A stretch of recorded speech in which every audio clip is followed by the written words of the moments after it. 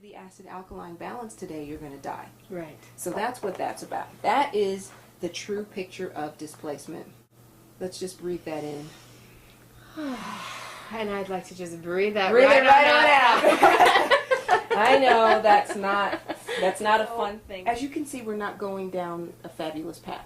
No, it doesn't look like a lot of fun after the whole colon contortion tour. After that, as you can see, we're kind of headed down a path here. Right. It's not feeling really good, but I want you to have the knowledge, and then we're going to turn it around. We're going to get to the positive. Just hang in there with me. We only got 2 more stages left. So now what we have is stage 5 of disease, which is called manifestation. Mm-hmm. Manifestation. Well, the best way to describe this is in stage 4 of disease, you're thinking, I need to do something. Mm-hmm. Maybe I should go to the doctor. Maybe I should, pick up some pills. I need to do something. In stage 5 of disease, the symptoms of a full-blown disease are there, and you finally go to the doctor, and unfortunately the doctor says, I'm sorry, you have diabetes, you have high blood pressure, you have an autoimmune disease, whatever. So manifestation is when a disease is actually named. It is actually named.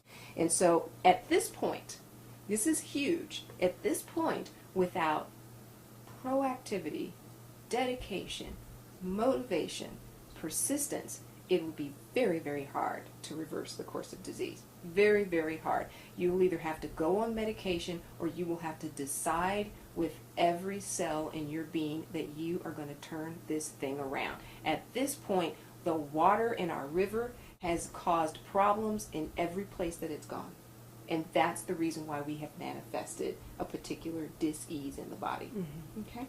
And so I'm going to briefly cover flowering, because it's not a very fun thing to talk about. Oh, okay. but you have to know the 6 stages. I want you to know all stages, and so we'll get to the positive, I promise. Mm-hmm. So flowering, it's called flowering because these are actually, all of these words, manifestation, flowering, accumulation, they're all Sanskrit words that I have translated into English. Mm-hmm. Okay? So flowering means, in Ayurveda, you know how a flower blooms, and it mm-hmm. comes into fruition, and then it fades away. Mm-hmm. So flowering is a very difficult stage. This is when the body systems are starting to shut down. It takes a huge spiritual awakening, intense work, very hard to turn around here, because at this point the person is starting to give up. Mm-hmm. They're giving up. And so this stage of disease is really when the person kind of prepares for death. Mm-hmm. That's how that is. And so before people freak out, as we're talking about stages of disease, I like to say this right after flowering. Each stage of disease can go on for 20, 30, 40 years. Okay? You can be in accumulation for 10, 20 years.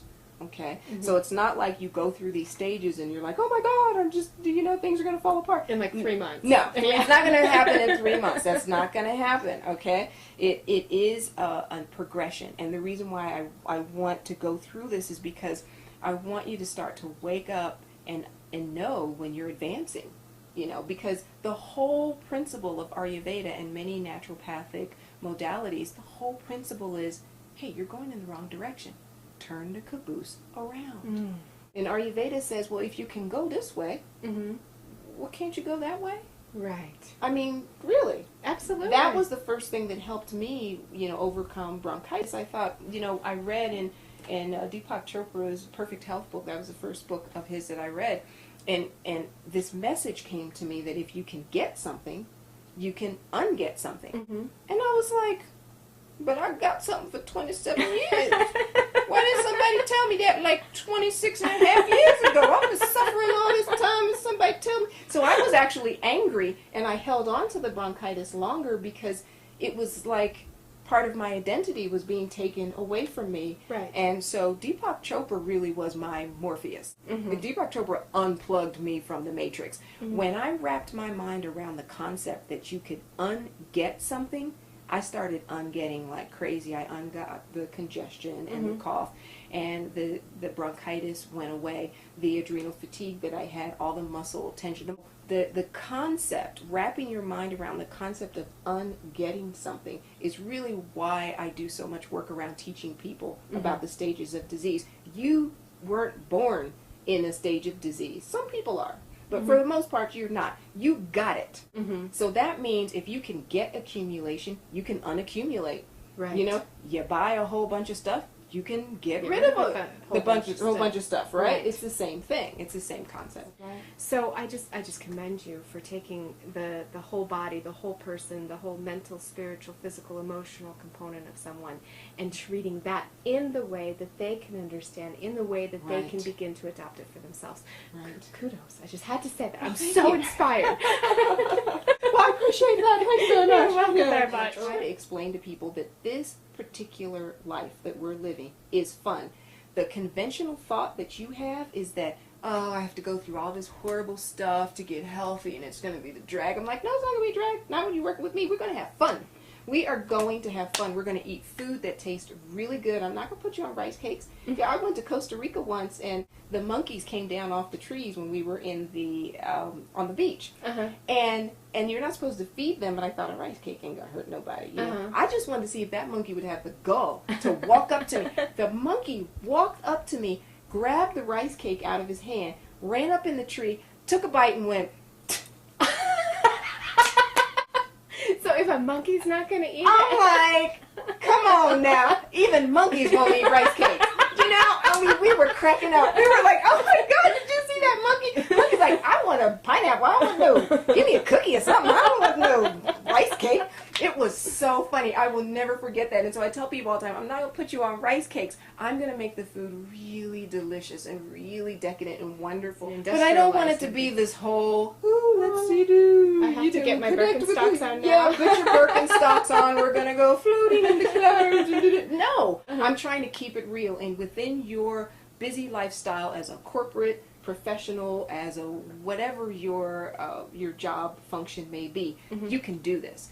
Fantastic. And you also do a newsletter? I do. I've received your newsletter. It's fabulous. That's when I first started learning about the 6 stages. Yeah. And was just fascinated That was with stage 1 that you got, yeah. Right. So I'm right in the middle of emailing people. I send a newsletter out every month, and that newsletter is usually comprised of a recipe, some kind of motivational something, any events that I happen to be doing, and something educational. So right now I just launched the 6 stages of disease, and my first one came out with the first stage. So if you're interested in that, I'd love for you to join my mailing list, and I'll be happy to send it out to anyone who's interested in receiving it. Fantastic. How can our viewers join your mailing list? Well, email me. Okay. The best way to do that would be to email me. It's phubbard, PHUBBARD, @radianthealthstrategies.com. Fantastic. And I'll add you to the mailing. So, are you ready to get to the positive side now? Yes, the flowering, yes, that's We've gone to flowering, we're feeling kind of like this. Yes. Let's turn that around. Okay, great. You can totally turn all of this around, and the way you do it, Ayurveda and pretty much every other modality talks about how to reverse the course of disease, and the way you do it is 4 ways. And if you want to completely eradicate dis-ease from your body, you have to do all 4. But here's the beauty. You don't have to do all 4 at once. You can just do one thing, and everything else will start to kick in. It's kind of like you put yourself in the river and you let that river just take you. When it's time, you'll go to the next stage. So, because sometimes when I tell people what the different things are, they're like, well, I'll do this and that, but I don't want to do that. I'm like, no, you do have to do it all. And so here are the 4 ways. It is emotion, nutrition, herbs, and then body work and treatment.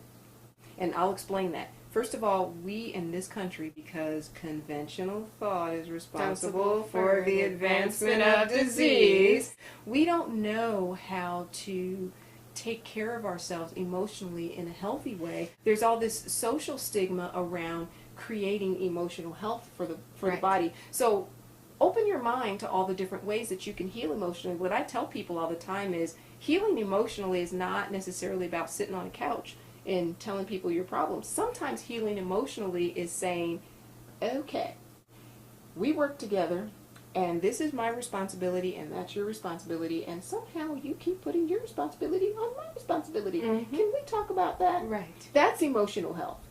Anything that can be a stressor in your life, anything that comes up. So learning how to deal with emotions, setting healthy boundaries, and all of that stuff, that's really important. Nutrition, we get that if you want the car to go, you might want to put some gas in it. Might want to, you know. Now, if you put sugar in the gas tank, your car is going to go, excuse me? Yeah.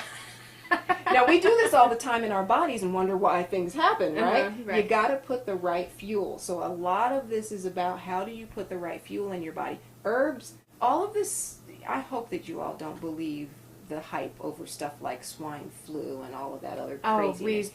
We've had a few little snippets on our show about just let it go, take care of yourself. Please, that stuff is just, you know, don't believe the hype around that. That's just a bunch of crap. And the thing is, if you really learned a little bit about herbs, I'm not talking about taking herbs. I'm not talking about going to the store and buying herbs and taking them. I'm talking about learning how to cook your food with more rosemary and oregano and turmeric, and just adding, if you got a steady stream of herbs in your food, it would make your food more flavorful, and those herbs would act as blood cleansers and so forth, and you wouldn't even have to worry about all this stuff going around. And wash your hands. That's important too. Yeah. Gotta wash your hands. So we talked about emotion, nutrition, herbs, and then body work.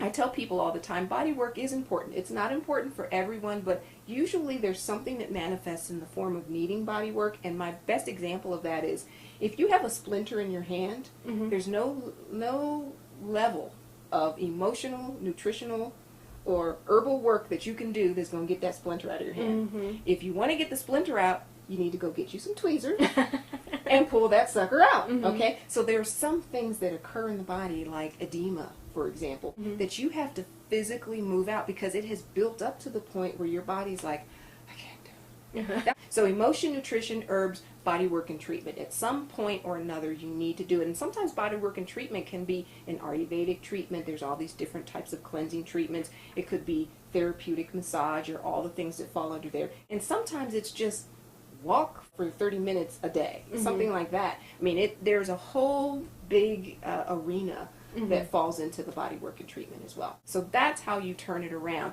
And by incorporating that synergistically in a way that works for you, then you begin to reverse the course of disease.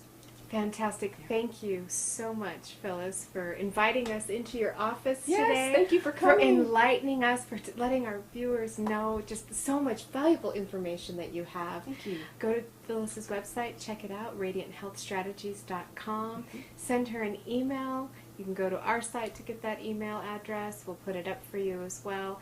Get on her newsletter, learn more, educate yourself, and take good care of yourself so that you don't even ever have to get to those later stages of 3, 4, 5, and 6. Yes. Everything that I'm talking about is about loving yourself. Yes. Nutrition, herbs, body work, treatment, you're doing it because you love yourself. The best gift you can give anybody is a healthy you. That's it. That's it. Thank you so much. Thank you. Thank you for having me. So, thanks once again to Phyllis Hubbard of Radiant Health Strategies. I learned so much in that interview. Phyllis is so much fun, as you could see by the interview, and she has such a beautiful office and a beautiful garden where she grows a lot of her own herbs and vegetables that we weren't able to show in this show. And uses all of that in her practice, so boy, it really is about synergy, isn't it? Absolutely. So thanks so much for joining us for this evening. We appreciate all of you viewers, and have a wonderful and safe weekend. Have a great weekend. Enjoy.